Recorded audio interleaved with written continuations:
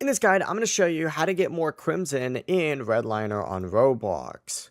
Before we get into this guide, make sure to like the video and subscribe to the channel with all notifications on. It really does help with the channel and it lets us know that you want more content like this. We'd greatly appreciate it. And if at any point throughout this guide you did have any questions, just ask them down in the comment section below and we could help you out further. I'm going to be doing my best to reply to every single comment down there. Also, before we get started, I just launched my ultimate Roblox game dev template. So if you're trying to make your own Roblox game, check out the Gumroad and Etsy links down in the description.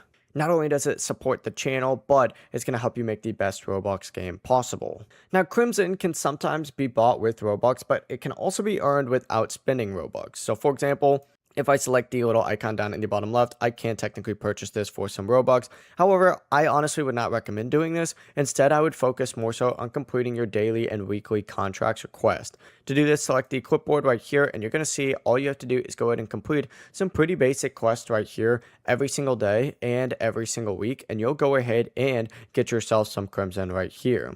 After finishing a task, just click it and it'll hit claim, and then of course you got it just like that.